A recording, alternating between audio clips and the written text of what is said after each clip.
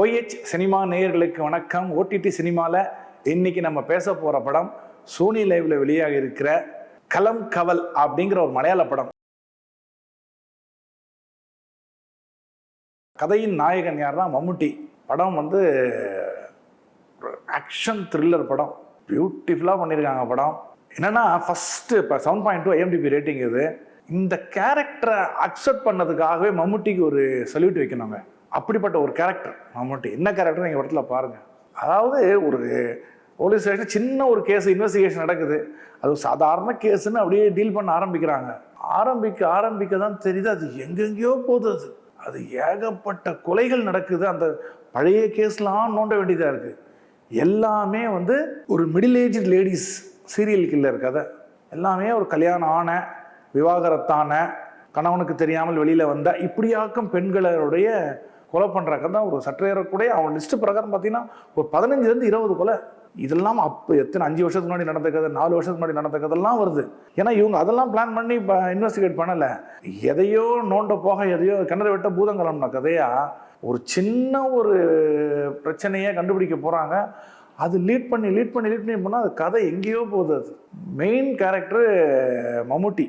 இல்லை எப்படி இந்த கேரக்டர் ஒத்துக்கிட்டாருன்னு தெரியல. ஆனால் பியூட்டிஃபுல்லாக பண்ணியிருப்பார் அந்த கேரக்டர். அவர் தான் படத்தினுடைய கதையின் நாயகன். அவர் கதாநாயகனான்னு தெரியல எனக்கு. கதையின் நாயகன் அவர்.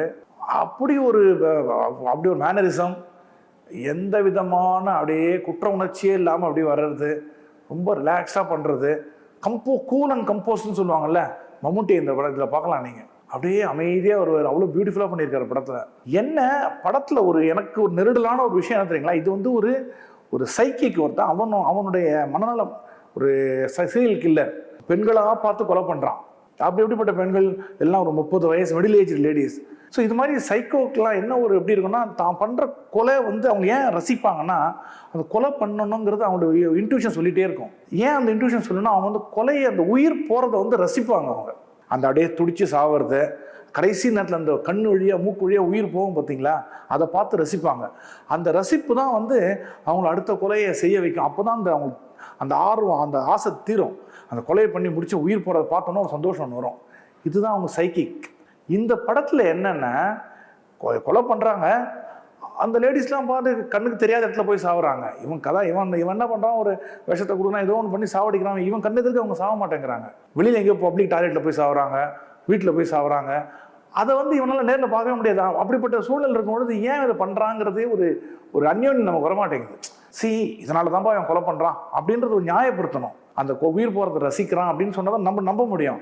இது மனம் போன போக்கில் அவன் ஏன் பண்ணுறான், இதுக்கெல்லாம் எதுக்குப்பா கொலை பண்ணுறான்ற ஒரு விஷயம் நமக்கு தோணுது. ஏன்னா அது வந்து இந்த கேரக்டர் இமேஜ் மம்முட்டிங்கிறதுனால அந்த கேரக்டர் ஸ்பாயில் ஆகிடக்கூடாதுன்றதுக்காக ரொம்ப சப்டியூடாக பண்ணியிருக்கார் ஒரு டைரக்டர்னு தோணுது. அது ஒன்று. செகண்ட் திங் வந்து இது மாதிரி கேரக்டருக்கு வந்து ஆப்போசிட் கேரக்டர் இருக்கான் பார்த்தீங்களா. ஸோ விநாயகன் நடிச்சிருப்பார். எப்படிப்பட்ட நடிகர் அவரை வந்து இன்னும் பிரம்மாண்டமாக காமிச்சிருக்கலாம். அவருடைய பாடி லாங்குவேஜும் பிரமாதமாக இருக்குது. அவரை வந்து இன்னும் அது பெரிய லெவலில் இவருக்கு ஈக்குவலாக காட்டாமல் விட்டுட்டாங்களோன்ற ஒரு குறை ஒன்று படத்தில் இருக்குது. இதெல்லாம் சின்ன சின்ன விஷயங்கள் தான். ஆனால் அந்த நாட்டு அன்றியவல் ஆகும் பாருங்கள், அதுதாங்க பியூட்டி. அதுவும் சில சீன்லாம் நமக்கு படப்படன்னு எனக்கு தெரியுற அந்த விஷயம் பக்கத்தில் இருக்கணும் தெரிய மாட்டேங்குதுன்னு நம்ம தேட்டரில் துடிப்பாங்க பார்த்தீங்களா, அந்த துடிப்பு சீன்லாம் வரும். ஏன்னா எல்லா விஷயமும் எல்லாம் ஒன்றாத்துக்கு யாருக்கு தெரியக்கூடாது, அவனுக்கு எல்லா விஷயமும் தெரியும். என்னத்தை வந்து விசாரணை பண்ணுறாங்க முட்டா பசங்களான்ற மாதிரி கோவம் வரும் நமக்கு. ஆனால் அந்த பதப்பதப்பு வரும் பாருங்க ஒவ்வொரு சீன்லேயும். நான் கிளைமேக்ஸ்லாம் பியூட்டிஃபுல்லாக பண்ணியிருப்பான். அடடா, அது மம்முட்டியும் சரி, அந்த விநாயகம் சரி, ஒரு சீனும் படத்தினுடைய ஃபோட்டோகிராஃபி. தமிழ்நாட்டிலாம் நிறைய சீன் வந்திருப்பாங்க. ஸோ தமிழில் 2-3 படத்தில் டைலாக்ஸ் நிறைய இருக்கு. இப்போல்லாம் மலையாள படத்தில் பார்த்தீங்கன்னா இந்த கன்னியாகுமரி நாகர்கோவில் அடிக்கடி வந்து போகிற மாதிரி காட்சி அமைக்கிறாங்களா. தமிழ்நாட்டில் நிறைய பேசுகிறாங்க. அது நமக்கு ஒரு அந்யோன்யத்தை ஏற்படுத்துது நமக்கு. ஸோ அந்த வகையில் பார்க்கும்பொழுது படம் வந்து ஒரு கம்ப்ளீட் த்ரில்லர். எத்தனை கொலை பண்ணுறாருங்கிற எத்தனை பெண்கள்ங்க. அந்த பழைய நம்ம சிகப்பு ரோஜாக்கள் கமலஹாசன் ஞாபகம் இருக்குங்களா, அந்த மாதிரி அழகழகான பெண்களை கொண்டு வந்து அதுவும் அந்த கேரக்டர் சூஸ் பண்ணியிருப்பாங்க பாருங்க. அந்த மம்முட்டியோட மேனரிசம்லாம் பார்க்கணும். அப்படி கூலிங் கிளாஸு, அவருடைய ஏஜுக்கே உண்டான சின்ன பையன் மாதிரி ஜீன்ஸ் டிஷர்ட்லாம் போட்டு வர மாட்டார். அந்த இவருக்கு ஏஜுக்கு உண்டான பெண்களை கவர் பண்ணுவார். அந்த சிகரெட் வைக்கிறது என்ன, அந்த கூலர்ஸை போட்டுக்கிட்டு பங்க் கடையில் நின்று அப்படி ஸ்டைலாக லுக் விடுறது என்ன, அது எப்படி கவர் பண்ணுறது என்ன, ரொம்ப அழகாக பண்ணியிருப்பார் மம்முட்டி. அதில் hats off to him. Beautifully narrated movie. So ஏன் பண்ணுறாரு, எப்படி பண்ணுறாருங்கிறதுலாம் ரொம்ப அழகாக கொண்டு போயிருப்பாங்க.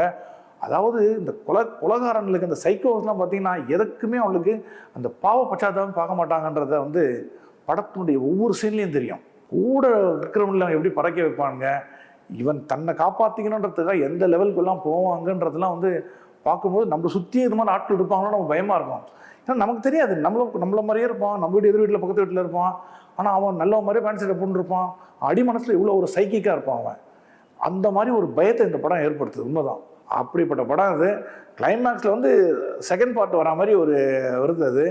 அது எப்படி அது கரெக்டான்றது எனக்கு தெரியல. எனக்கு அது தேவையா, அது என்னங்கிறது நீங்கள் பாருங்கள் அதை. பட் அட் த ஹோல் ஒரு நல்ல த்ரில்லர் படத்தை பார்த்த ஒரு சந்தோஷம் உங்களுக்கு ஏற்படும். இந்த படத்தை வந்து நல்ல ஒரு சவுண்ட் சிஸ்டம் இருக்கிற இதில் பாருங்கள்.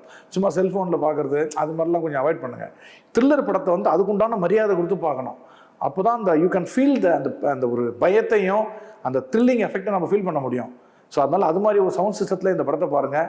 கண்டிப்பாக யூ லைக் இட். இன்னொரு படத்தோட ரிவ்யூ சந்திக்கிறேன். டில் தென் see you, bye. இந்த வீடியோ உங்களுக்கு பிடிச்சிருந்தா லைக் பண்ணுங்க, ஷேர் பண்ணுங்க, கமெண்ட் பண்ணுங்க. மறக்காம OH சினிமா சேனலுக்கு சப்ஸ்கிரைப் பண்ணுங்க.